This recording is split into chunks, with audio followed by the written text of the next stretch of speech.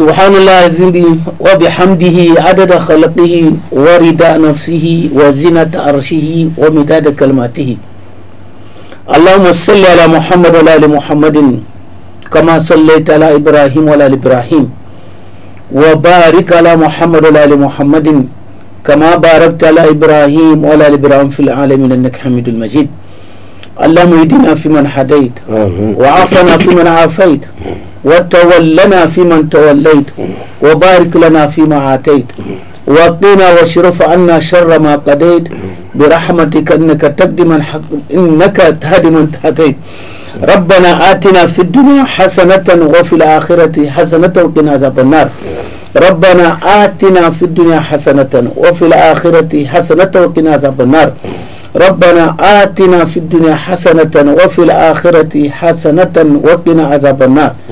لا إله إلا الله. اللهم اغفر لنا ذنوبنا وللمؤمنين والمؤمنات والمسلمين والمسلمات حيهم وميتهم شاهدهم وغائبهم قريبهم وبعيدهم إنك تعلم متقلبهم ومثواهم. لا إله إلا الله. اللهم اغفر لنا ذنوبنا وللمؤمنين والمؤمنات والمسلمين والمسلمات حيهم وميتهم شاهدهم وغائبهم قريب وبعيدهم إنك تعلم متقلبهم ومثواهم. لا إله إلا الله. اللهم اغفر لنا ذنوبنا وللمؤمنين والمؤمنات والمسلمين والمسلمات حيهم وميتهم شاهدهم وغائبهم قريبهم وبعيدهم إنك تعلم متقلبهم ومثواهم. اللهم إنا نسألك الجنة الفردوس وعلما نافعا ورزقا واسعا وشفاء كل داء. اللهم إنا نسألك الجنة الفردوس وعلما نافعا ورزقا واسعا وشفاء كل داء. اللهم إنا نسألك الجنة الفردوس وعلما نافعا ورزقا واسعا وشفاء من كل داء. ربنا آتنا في الدنيا حسنة وفي الآخرة حسنة وقنا عذاب النار. ربنا اغفر لي ولوالدي وللمؤمنين يوم يقوم الحساب. ربنا اغفر لي ولوالدي وللمؤمنين يوم يقوم الحساب. ربنا اغفر لي ولوالدي وللمؤمنين يوم يقوم الحساب. اللهم صل على محمد وعلى ال محمد كما صليت على ابراهيم وعلى ال ابراهيم وبارك على محمد وعلى ال محمد كما باركت على ابراهيم وعلى ال ابراهيم في العالمين انك حميد مجيد. سبحان ربك رب العزة عما يصفون والسلام على المرسلين والحمد لله رب العالمين. أعوذ بالله من الشيطان الرجيم. بسم الله الرحمن الرحيم. الصلاة والسلام على أشرف المرسلين سيدنا مولانا محمد وعلى آله وصحبه ومن تبعهم بإحسان إلى يوم الدين. رب اشرح لي صدري ويسر لي أمري واحلل عقدة من لساني يفقهوا قولي. اللهم لا سهل إلا ما جعلته سهلا وأنت تجعل الحزن إذا شئت سهلا. فعلمنا ما جهلنا وذكرنا ما نسينا وزدنا علما. amma ba'du, assalamu alaikum wa rahmatullahi wa barakatuh. Wa alaikum salam. En ce 11e jour de ce mois béni de Ramadan, nous rendons grâce à Allah subhanahu wa ta'ala, le clément et tout miséricordieux, qui nous a permis une fois encore de nous retrouver autour de cette table ronde en islam, où l'actualité l'exige. Nous allons poursuivre les commentaires sur le mois de Ramadan.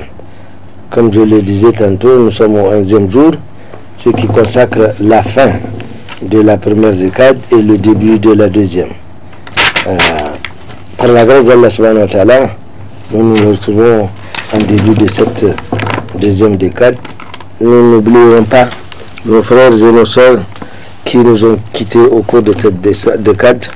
Nous prions Allah subhanahu wa ta'ala de les acquérir dans sa miséricorde et qu'il leur regarde son paradis à Firdaus.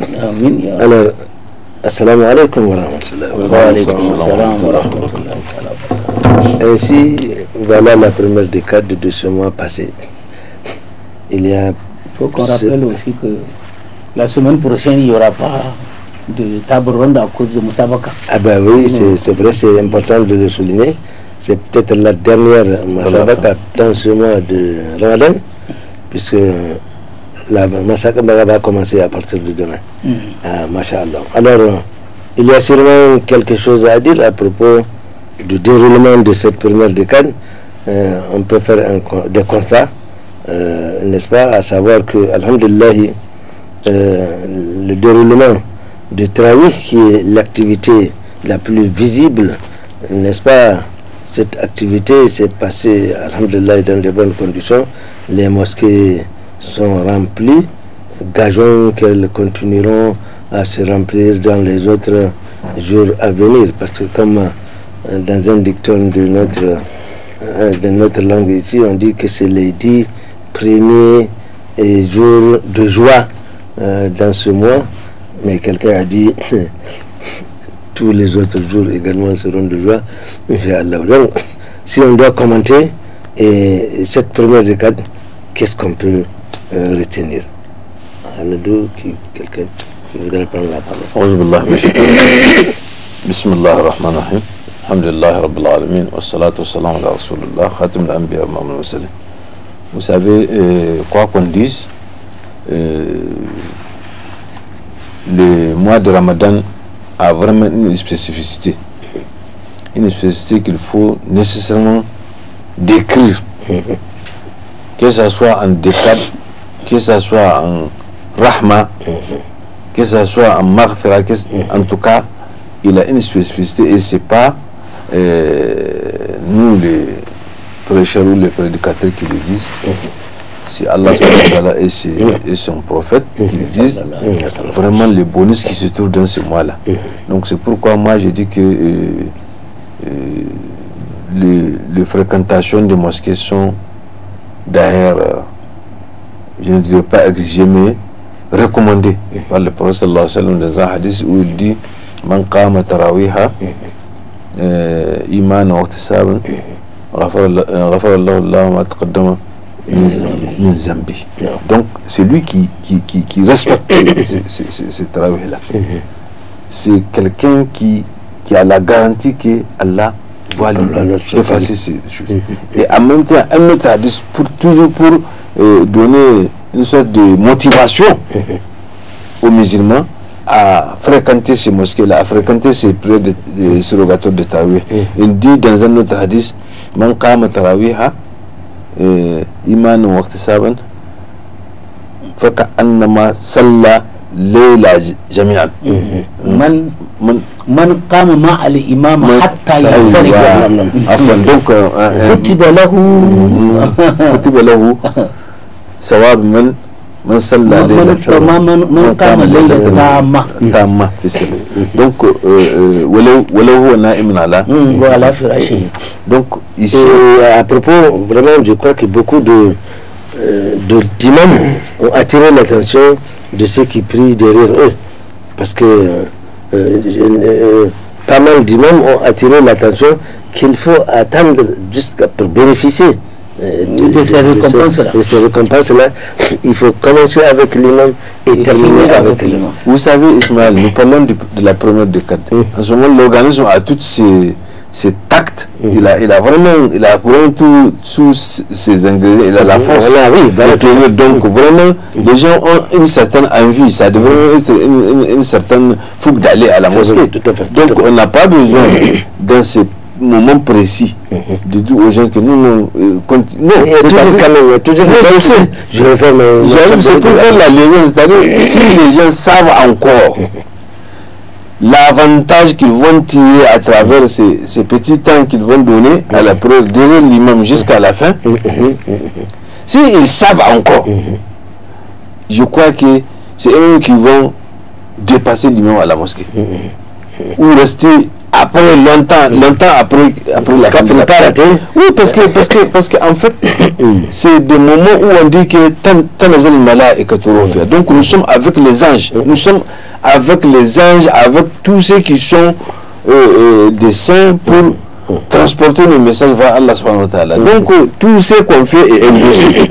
Surtout ça là que le prophète sallallahu alayhi wa sallam a parlé déjà. Tarawih. Donc moi je crois que nous devrons vraiment nous ressaisir. C'est tout ce qu'on peut dire aux gens.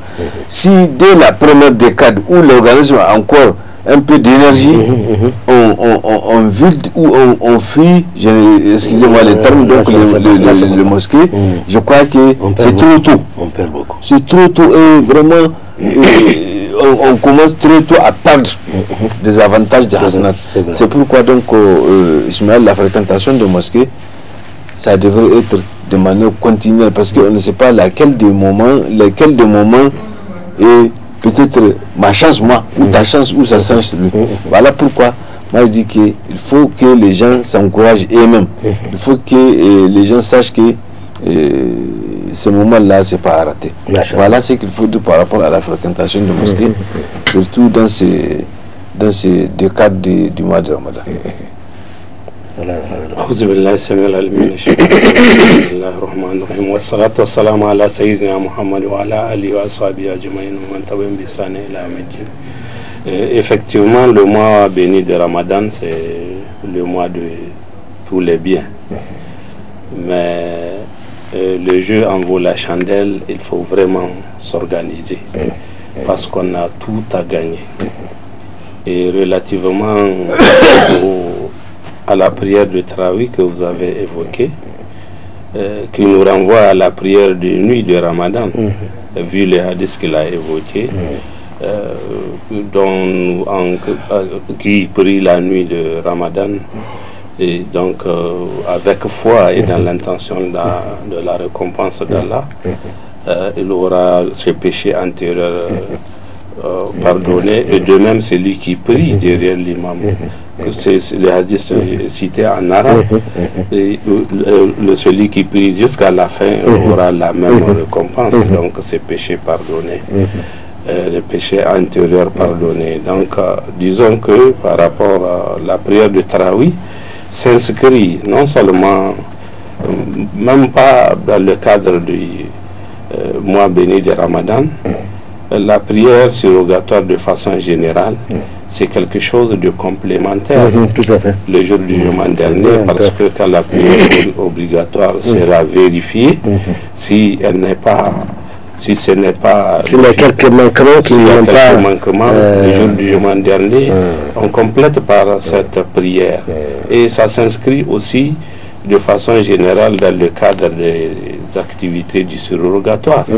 Et Allah subhanahu wa ta'ala a dit, tant qu'un fidèle va se vaquer à la prière surrogatoire, Allah finira par l'aimer. Bon, 3 points de suspension et à la suite du hadith. Mais l'autre aspect, il y a également la valeur de cette prière, des actes sunnah. Des fois relève aussi la prière de Tarawih. Et pendant le mois béni de Ramadan, la prière de Tarawih aura la récompense des actes obligatoires comme le jeûne, le hajj, la umrah et la prière. Donc c'est important, comme il vient de l'évoquer, vraiment de faire l'effort de participer à ces semences, parce que c'est de semer, c'est des semences, de bonnes œuvres, de multiplier, de continuer, et de continuer, surtout d'être assidu, surtout que on s'achemine finalement avec la multiplicité des actions, des actes à accomplir, des actes d'adoration à accomplir, et on s'achemine vers une deuxième décade qui est la décade de miséricorde, et Allah subhanahu wa ta'ala a dit il nous faudrait être assidus, surtout ces prières surrogatoires, c'est le temps de sémence. Et il a évoqué tout à l'heure, au début on a encore plein d'énergie, donc il faudrait, parce que plus on va, plus on constate de façon générale un relâchement, donc il ne faut jamais relâcher. De patience, de résistance, de patience, d'endurance, surtout, d'endurance surtout, et Allah a dit qu'il est avec ceux qui sont endurants. Donc des promesses de Allah subhanahu wa ta'ala qui sont là, celle de nous pardonner, de nous épargner de l'enfer, n'est-ce pas, et de nous faire miséricorde. Donc à travers ça, Allah a dit il est avec les endurants. Cherchons l'un dans l'autre avec l'assistance d'Allah subhanahu wa ta'ala à réunir ces conditions. C'est surtout l'endurance dans tous les aspects, dans les actes chrétiens, les prières obligatoires, les prières surrogatoires, dans les relations aussi, parce que l'islam, à travers le jeûne, on veut nous préparer à vivre musulman, n'est-ce pas, à améliorer nos comportements. Donc vivre avec la patience, n'est pas dans la patience, dans les relations et même dans les gestes de solidarité, les aumônes. Il faut être patient, on a donné, il faut donner, il faut assister pour permettre, pour aider les faibles à vivre convenablement le mois béni de Ramadan. Tout à fait, tout à fait. Alhamdulillah Rabbil Alamin, summa salatu wa salam ala ashraf al-mursalin, Muhammadun alamul huda manar al-yaqin. Moi, je vais intervenir sur l'importance à fréquenter les mosquées. Le messager sallallahu alayhi wa sallam nous a fait savoir qu'il y a 7 catégories de personnes qui seront sous l'ombre d'Allah subhanahu wa ta'ala.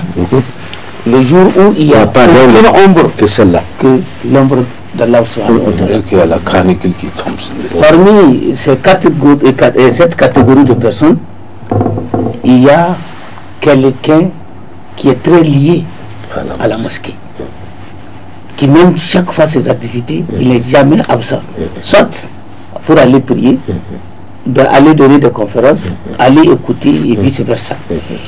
Et encore, la morale islamique nous a fait savoir que quiconque se déplace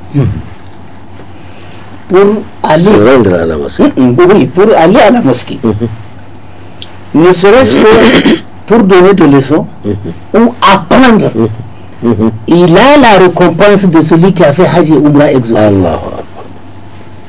Mais on voit des hasanat comme ça, des raisons de plus, pour qu'on puisse être à chaque fois à la mosquée. Tout à fait, tout à fait. Et c'est ainsi que le messager nous a dit encore, sallallahu alayhi wa sallam, que celui qui a parfait ses ablutions à la maison, et donc il va à la mosquée pour exécuter une prière obligatoire, la place d'honneur à laquelle il est, c'est comme si il est un pèlerin qui est dans ses habits de sacralisation. Allahu Akbar. La récompense qu'on lui donne, c'est comme quelqu'un qui va au pèlerinage. Et en même temps, le messager nous dit encore, sallallahu alayhi wa sallam, de l'endroit où il a fini ses ablutions, il chemine pour aller, il prend le pied droit, il a 10 mérites. Le pied gauche, on lui efface 10 péchés. Jusqu'à arriver à la mosquée. Au chemin de retour aussi, c'est la même chose. Alors là, c'est important. Et pour quelqu'un qui vient à la mosquée, tel que Allah subhanahu wa ta'ala l'accueille, Dieu est content de le voir chez lui, c'est comme un responsable qui s'est absenté il y a longtemps de chez lui. Et le jour où il arrive, c'est la joie. Donc, si on avait toutes ces cultures, on ne peut pas ne pas être régulier à la mosquée. Donc, les avantages, il y en a. Sont énormes. Ils sont énormes. Il y en a beaucoup. Je nous laisse encore le temps de... Voilà, donc cela nous amène à dire que cette première décade, alhamdoulilah, en matière de fréquentation des mosquées, c'est quelque chose de visible. Et beaucoup d'efforts ont été fournis par les uns et par les autres. Les imams, ils se sont évertués à diriger les prières, et les gens qui prient derrière sont restés attentivement jusqu'à la fin de cette prière. Je pense qu'il y a un plus par rapport à ce que d'habitude on fait. Alhamdulillah, ici, à chaque année, on avance et on observe qu'il y a une compréhension qui augmente, n'est-ce pas, du côté de la population. C'est quelque chose, c'est un acquis, c'est bien ce que les gens ont bel et bien écouté, et ils ont compris la leçon. Et ça, on va... mais on constate qu'il y a de moins en moins, dans certaines mosquées, des places n'ont pas été aménagées pour les femmes. Et bon, dans bien des mosquées aussi, les gens prient pour la plupart. Il y en a beaucoup qui prient dehors, je veux dire, à défaut de place à l'intérieur. Sur la route. Ouais. Ouais, il n'est jamais tard pour mieux faire. Non. C'est qu'il convient toujours de rappeler ce que c'est notre tâche, notre devoir commun. À tous les musulmans. Si X n'a pas fait, peut-être parce qu'il n'a pas les moyens d'aménager, quelqu'un d'autre peut les faire. Nous musulmans, nous sommes les militants de l'islam. Et dans les structures que nous connaissons des modernes, un musulman est censé être contributeur quelque part. Donc c'est à nous de contribuer. Et chacun peut prendre à la mesure de sa taille pour aménager même un local. Déjà, il y a la promesse d'Allah. Celui qui construit une mosquée, a dit le prophète Mohammed sallallahu alayhi wa sallam, Allah va lui construire une maison au paradis. Il y a cette promesse, donc, et l'islam, le Coran nous dit que entre nous et notre Seigneur, nous précise, il y a un commerce dans lequel nous sommes invités, hommes et femmes, en tant que fidèles, puisque le verset a commencé par Ya ayyuhallazina amanu, ô vous qui avez cru. Le verset a commencé par appeler ceux qui ont cru de mettre leurs biens et leurs personnes dans la religion. Il n'était pas tard de mieux faire. Donc il faut, comme on vient de le parler, l'avantage des prières surrogatoires, de la fréquentation des mosquées. Ici, ce sont des barèmes. Il faut que ceci nous apporte cela. Cette bonne œuvre nous apporte ceci. Cette bonne action. On est à la quête de ces bonnes œuvres permanentes, de l'agrément de Dieu, de sa miséricorde, de ses bénédictions, de son pardon. Il faudrait que chacun, nous sommes dès le premier jour, dès l'aube du premier Ramadan, nous sommes en compétition. Le verset est là. Allah subhanahu wa ta'ala a dit fastabaqul khairat wa ila Allahi marji'ukum jami'an. Concurrencez-vous dans l'accomplissement des bonnes œuvres. Donc, prenez besoin de considérer que cette tâche-là, s'il faut remblayer quelque part, c'est le propriétaire de la mosquée, peut-être même qu'il n'est plus ou qu'il n'a pas les moyens. C'est la tâche de tout le monde. Chacun n'a qu'à faire contribuer pour même embellir la mosquée. Ailleurs, on reprend tout. Même ici, il y en a qui reprennent tout de la mosquée parce que Ramadan, c'est quelque chose de grand. Ça a besoin de vraiment de propriété. Le lieu de culte aussi, ça rentre dans la condition de prière. Donc, il nous appartient tous jusqu'à présent de nous mobiliser physiquement et matériellement pour contribuer. Donc, même parallèlement à ces gestes de solidarité qu'on fait, ces gestes de sucre, de bouillie ou de vivre qu'on fait.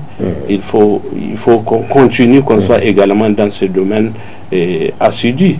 Mais il y a un aspect à ne pas oublier, puisqu'on a parlé de la fréquentation des mosquées et de la prière de Tarawih. C'est le jeûne du mois béni de Ramadan, ça ne se partage pas. Et il n'y a pas aussi d'adoration, comme l'a dit l'autre. L'adoration sans la prière, il n'y a aucun bien dans l'adoration sans la prière. Donc quelqu'un qui ne prie pas, s'il dit qu'il est musulman et il va parlement jeûner, c'est pas ça. Ceci pour dire tout simplement que le jeûne du mois béni de Ramadan, pour un mukallaf, pour quelqu'un qui a l'âge requis, un musulman qui a l'âge, homme ou femme requis de jeûner, il doit jeûner tous les mois. Absolument.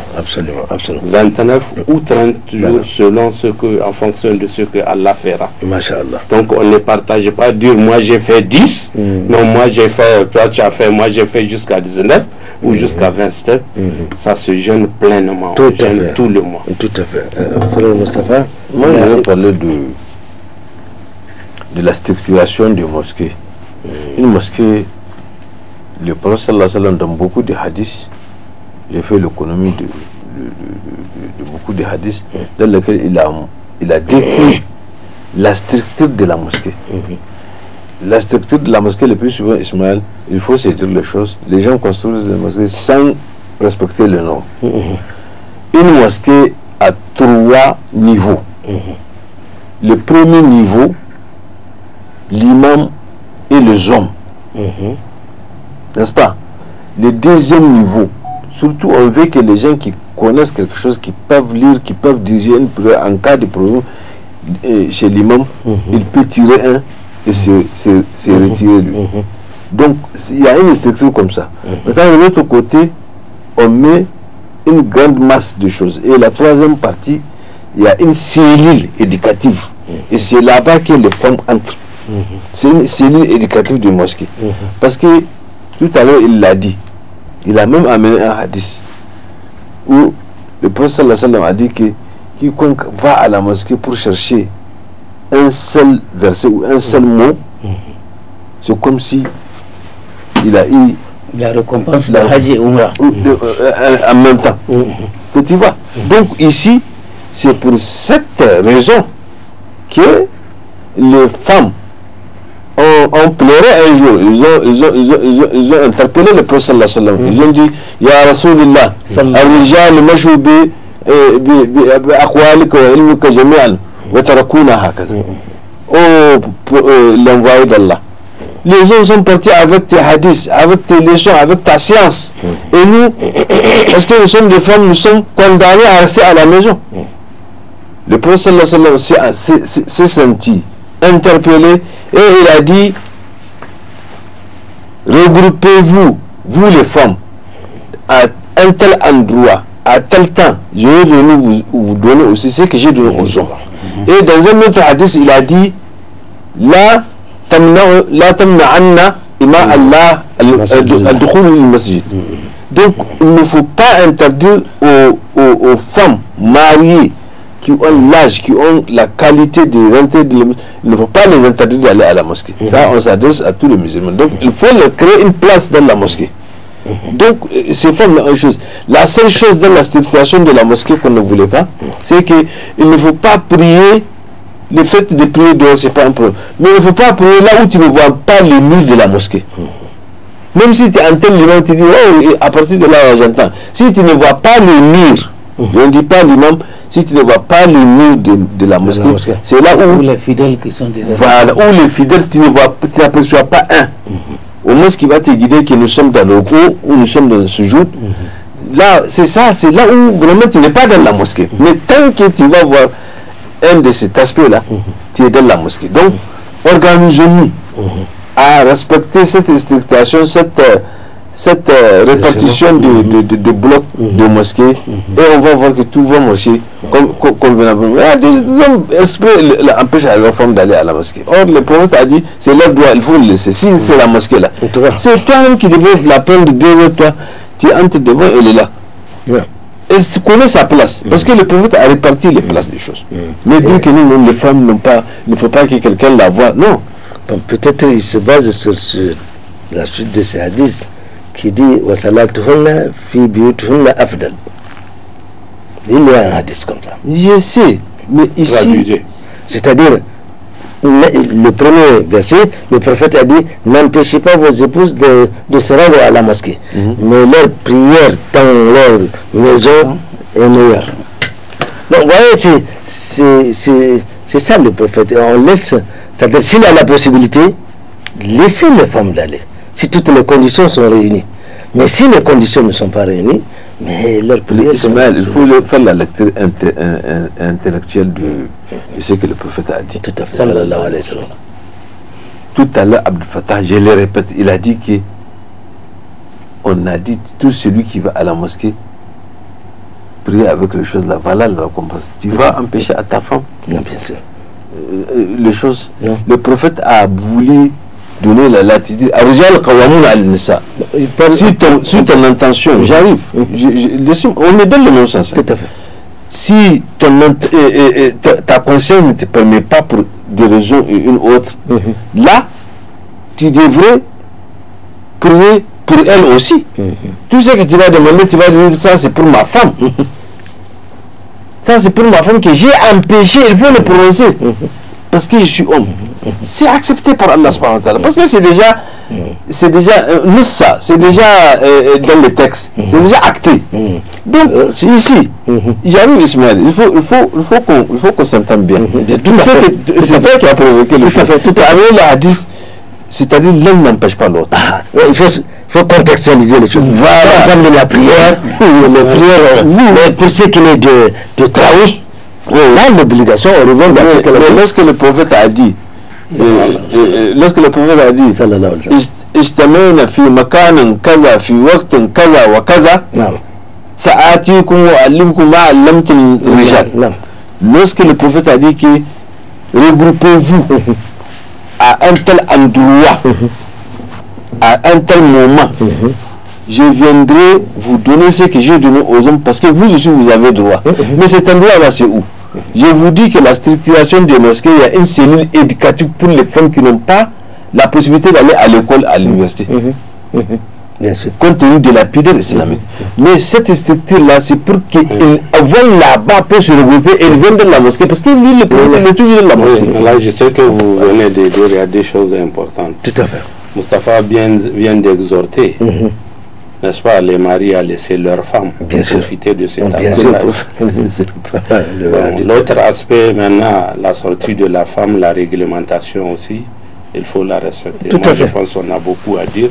C'est la dernière émission, puisqu'il y a la retraite spirituelle, il y a beaucoup d'aspects qu'on pourra évoquer. Bien avant. Oui, c'est un aspect parmi tant d'autres. Bien avant. Il y a aussi des mauvais comportement au cours de certaines prières nocturnes que l'on remarque surtout chez les femmes. Quand on va rentrer dans la dernière décade, là où on dit tout à fait. D'abord, il faut éviter le tapage. Empêcher, mettre haut-parleur, empêcher tout le quartier de dormir. L'islam n'est pas d'accord là-dessus. Oui, tout à fait. Ça, il faut que ça soit très clair. Parce que vous adorez Allah subhanahu wa ta'ala, vous renflez le parleur, vous empêchez tout le quartier de dormir. Et ça, c'est pas permis. Ça, ce n'est pas permis. Il y a des femmes voulant aller à Qiyamul Layl, ne pouvant pas supporter tout le temps là-bas, elles s'endorment avec leurs enfants. Il y en a qui dorment. D'autres s'endorment là-bas. Certains sommeils peut conduire à la femme à se retrouver des fois nuit. Donc, dans ces conditions-là, ça va pas. Il n'est pas permis à cette dame. Mais c'est seulement le prophète, la pédagogie. Si les conditions sont remplies, laissez les femmes et aux femmes de faire attention. Vous savez, ici, laisser les femmes aller à la mosquée, ça ne peut des fois que être cette prière obligatoire. Voilà les 5 prières. Ça c'est. Et aller au cours des travaux qui ne durent pas longtemps, on peut retourner à la maison. Tout à fait. Mais pour qu'il y ait un qui des fois commence à 1h du matin. Pour terminer à 4h. Pour terminer à quelle heure? Non, c'est que l'autre aspect, c'est que cette Qiyam al-Layl, on peut la faire chez soi. C'est important. Là-bas, l'avantage, c'est qu'il y a l'encouragement de fait d'être en groupe. Mais il y a un plus. C'est tout ce qu'on fait faire la nuit pour adorer Allah subhanahu wa ta'ala, la lecture du Coran. Donc il y en a qui ne peuvent pas faire aller à la mosquée. Ils profitent de cet avantage. Et même chez eux, ils peuvent profiter et avoir les bénédictions de cette nuit de Laylatul Qadr qui nous amène à la mosquée. Donc les activités de la recherche de la nuit, les bénédictions de la nuit de Laylatul Qadr, elles sont nombreuses. C'est l'accomplissement des bonnes œuvres. Quitte à le faire avec foi et accomplir une bonne œuvre. Mais chacun peut prendre à la mesure de sa taille. Comme il peut, c'est qu'il peut. Celui qui ne peut pas, quelqu'un ne peut même pas aller à la mosquée. Un autre ne peut même pas tenir debout. Ainsi de suite. Donc c'est une question, tout est là dans l'islam. Sur cet aspect, je pense on a assez parlé. Tout à fait. On ne peut pas prétendre avoir tout dit, mais on a assez parlé. Alors, comme il vient de le rappeler, c'est peut-être notre dernière rencontre. On constate aussi qu'il y a une effervescence pour les gens qui... Parce que la Umrah dans ce mois, c'est une activité aussi qui est prisée. Et on constate qu'il y a de l'affluence pour les candidats à la Umrah dans ce mois. Le messager nous a dit, sallallahu alayhi wa sallam, tout celui qui fait Umrah dans le mois de Ramadan, c'est comme s'il a fait le Hajj avec le messager, en présence du prophète sallallahu alayhi wa sallam. Vous voyez que c'est très très important pour ceux qui ont les moyens. Même si on a les moyens, il ne faut pas abuser. L'excès de toute chose est nuisible. On peut avoir les moyens. On a déjà fait le Hajj. On a déjà fait plusieurs peut-être même plusieurs Umrah. Il serait judicieux d'annuler des fois une Umrah pour satisfaire les nécessités, les besoins. Abdullah ibn Mubarak, voulant aller à un pèlerinage surrogatoire, a rencontré une veuve qui ramassait des dépouilles mortelles pour aller nourrir ses orphelins. Lui a remis son argent et retourné à la maison. Maintenant, il a renoncé d'aller à la Mecque. Il a donné l'argent à la veuve pour nourrir ses orphelins. Allah va lui compter l'intention. Ce n'est pas ça seulement. Les gens sont allés au pèlerinage. Et ils ont vu Abdullah ibn Mubarak avec eux comme encadreur. Partout où ils sont, Abdullah ibn Mubarak est avec eux. Il les instruit. Voilà comme vous allez faire tout, jusqu'à leur retour. Au retour, ils l'ont vu à la maison. Ils sont en train de le remercier pour tous les efforts qu'il a fournis pendant le pèlerinage. Il ne s'en revenait pas. Qu'est-ce qui s'est passé? Le prophète lui a dit, sallallahu alayhi wa sallam, Dieu a créé un ange à ton image à cause de ce que tu as fait à la veuve et à ses orphelins. Allahu Akbar. Allahu Akbar. Et de ce fait, il a eu la récompense non seulement du Hajj surrogatoire et le fait de nourrir encore les pauvres. Exactement. Si les gens peuvent être humbles dans leurs dépenses, toujours avoir pitié de ceux qui n'en ont pas, ils n'ont qu'à le faire. J'ai encore écouté un marabout du Nigeria. Dans son prêche, deux voisins, l'un nanti, l'autre extrêmement pauvre. Non. Le nanti est venu dire à son voisin pauvre que j'ai l'intention d'effectuer la Umrah avec ma famille. Et je suis venu t'informer. Il leur a dit, car Allah a mis beaucoup la hiya. C'est un mauvais voisin. Dit la hiya, pourquoi? Mais non. Pendant combien de temps? Moi je suis là avec ma famille, on n'arrive même pas à manger. Et toi tu dis que tu vas au pèlerinage avec toute ta famille. Une 9 fois. Bon, déjà, s'il faudrait voir ce que le prophète a dit, sallallahu alayhi wa sallam, par rapport au voisin, il a eu tort, oui ou non? Il n'a pas tort. Il a eu tort. Oui, C'est lui le nanti. Il a tort, bien sûr. Il a tort. Bien sûr qu'il a tort. Donc, on peut dire que celui-là, il a été beaucoup plus tranchant dans ce qu'il a dit. N'est-ce pas? Il a exagéré. Peut-être ne vous ramène pas. On manquait de pédagogie. Voilà. Ah, il a compris. Il était allé acheter tout ce qu'il faut. Venir remettre maintenant à son voisin. Maintenant, il peut partir. Voilà. Donc, c'est des leçons que...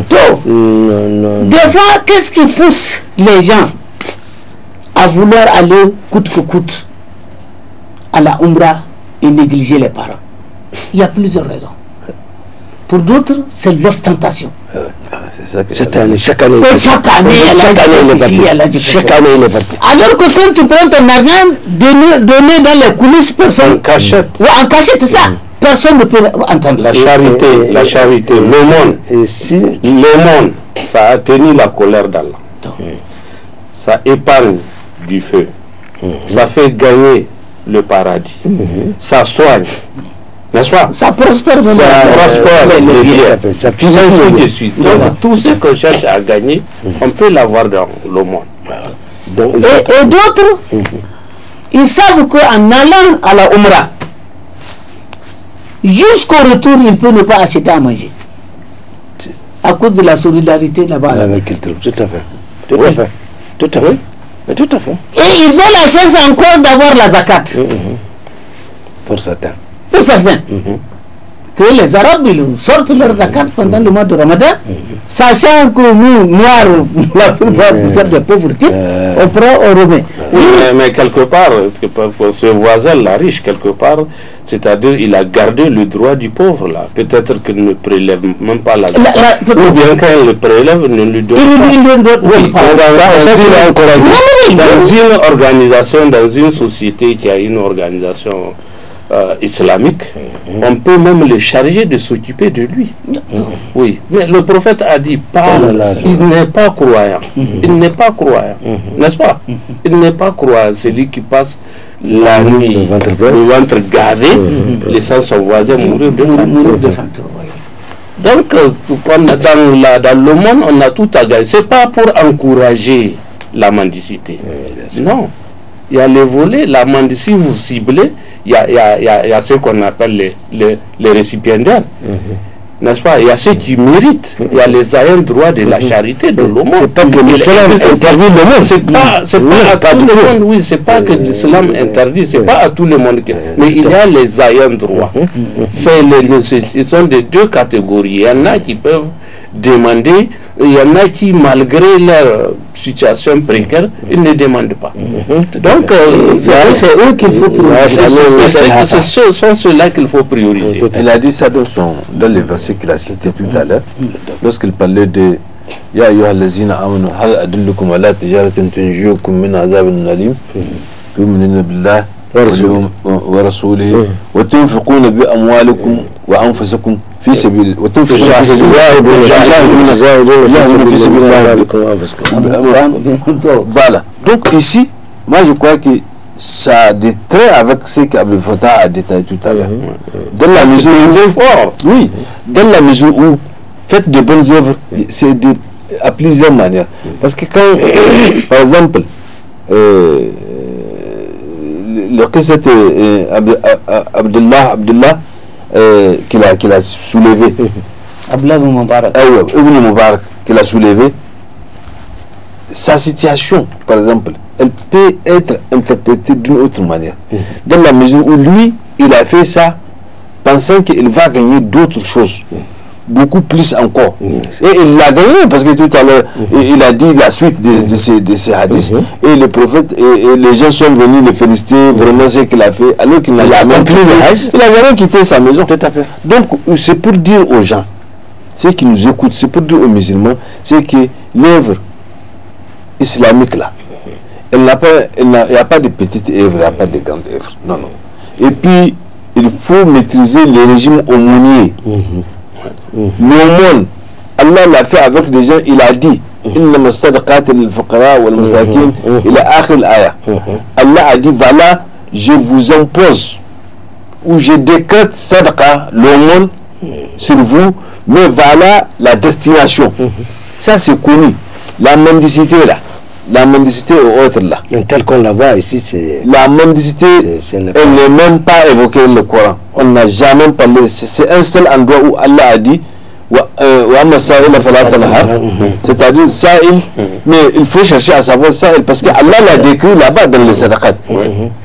Tous les gestes que tu vas faire là, c'est sadaqa, donc ça veut dire qu'il y a des gens, Sa'il, jusqu'à ce que les gens, tout à l'heure, Allah l'a dit, étaient obligés, étaient amenés à demander. C'est ces gens-là, c'est de ces gens-là qu'il s'agit. Mais des gens qui, parfois, ne voulaient même pas le manger, ils veulent la pièce. Non, parfois, ils ne voulaient même pas le ils choisissent. Est-ce que ces gens-là, mais le Coran n'a pas parlé de ces gens. Et les catégories des gens, c'est bien précis. Et eux-mêmes, c'est limité. Quand tu gagnes ce qui va t'enlever de la pauvreté, c'est que les personnes que tu as à charge là, tu arrives à les nourrir, tu arrêtes. Mais où est les choses? C'est que les gens font de l'ostentatoire, on utilise la religion d'une autre manière. Et il y a des gens, oui, il y a d'autres gens, ils cèdent, parce qu'ils en ont. Ils cèdent, ça veut dire qu'ils mettent les autres devant un fait accompli en quelque sorte. Il n'y a pas de choses que tu vas faire au-delà de ce qu'Allah a prescrit. Non, non. Ne cherchons même pas à être plus que les autres, tu ne peux pas. Tu ne peux pas. Allah n'a jamais fait un préférentiel sur les œuvres qu'un serviteur d'Allah va poser de ça, avec ses petits moyens, par rapport à celui qui a des gros moyens. C'est la même chose pour Allah. Ça dit que dans cette première décade-là, la solidarité a été quelque chose de visible. Alhamdulillah, alhamdulillah, alhamdulillah, parce que nous avons vu que les gens jusque-là, moi, c'est l'un des ramadans que je n'ai pas entendu Allahu beaucoup là, vraiment. C'est l'un des ramadans, vraiment, c'est rare. Je ne sais pas, peut-être qu'il y a des actions qui se font par le gouvernement pour envers les mandats là, c'est ça qui est. En tout cas, vraiment, il y avait ça veut dire que s'il n'y a pas trop de demandes, il n'y a pas trop de sollicitations, ça veut dire que les gens ont de quoi se venir à leur maison.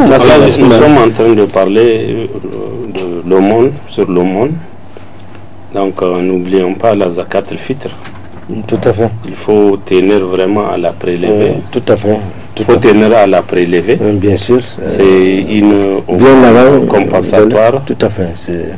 Et il faut tenir, faut pas la négliger. Parce qu'il y a des moments, on peut prélever et puis la laisser au milieu de la maison jusqu'au soir ou jusqu'au lendemain. On ne l'a pas remise à quelqu'un. Et ça devient quoi? Ça devient quoi? Ça devient juste un simple manger. L'aumône purificatrice de purification de rupture qui n'est pas donnée avant d'aller à la prière de Eid ne tient pas lieu de... Perd sa valeur. Perd sa valeur. Pour celui qui a les moyens, en tout cas.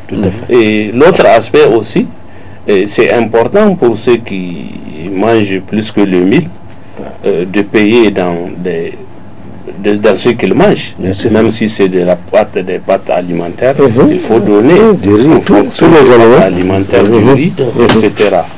L'autre, pour ne pas oublier, là, je vous avais un thème, il ne reste que quelques minutes, il y a la retraite spirituelle qui est quelque chose de très important. Pour ceux qui ont la possibilité de le faire. Pour ceux qui ont la possibilité, c'est très important.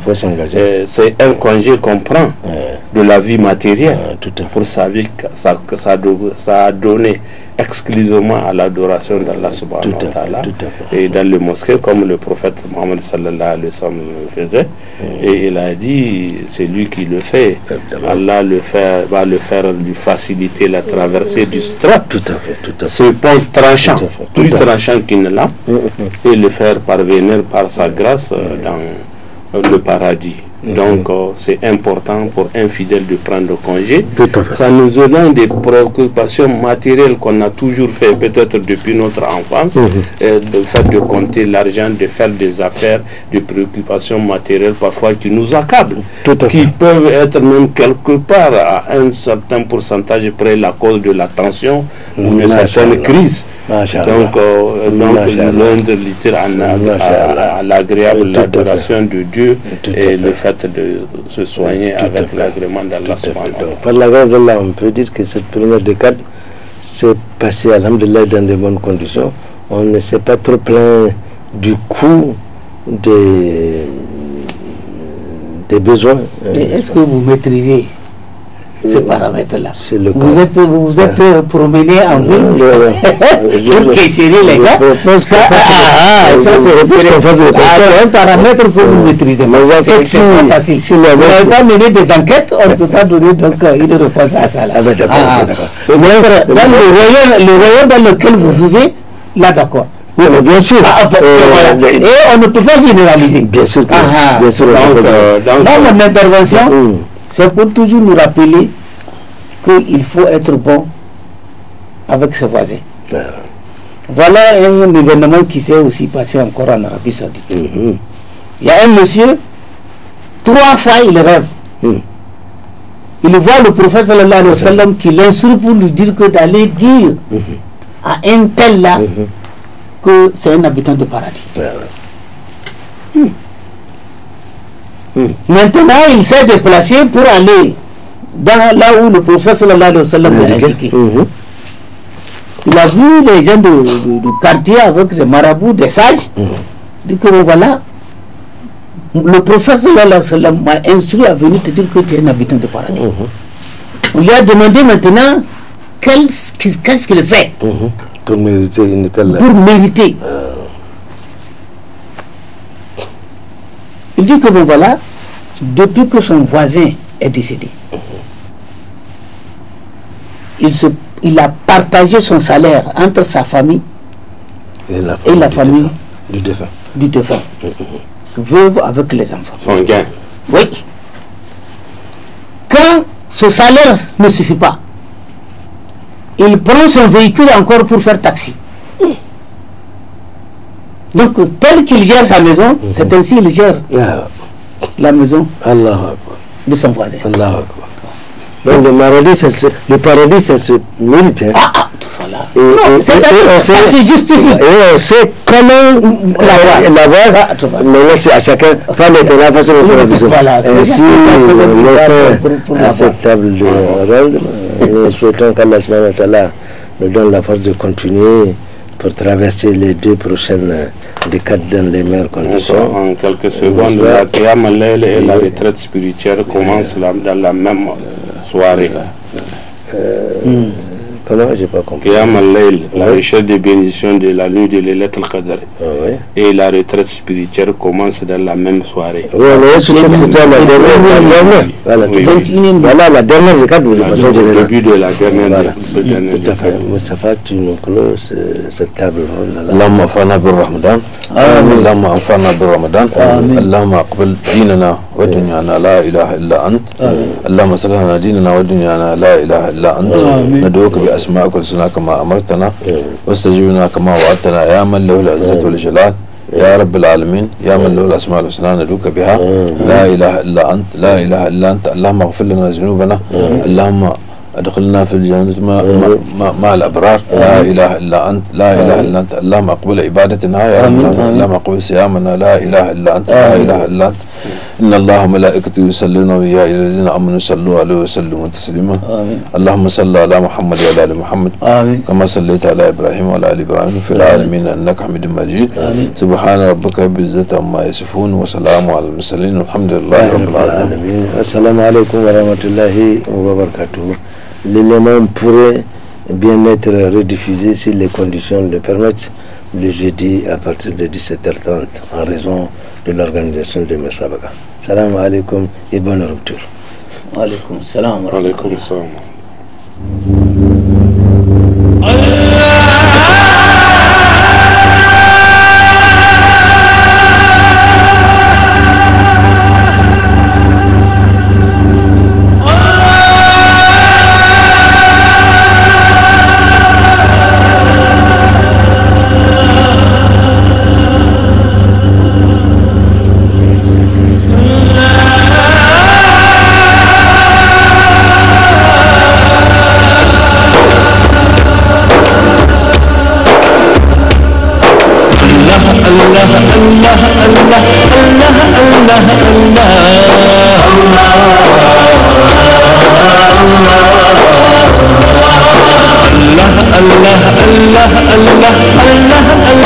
Allah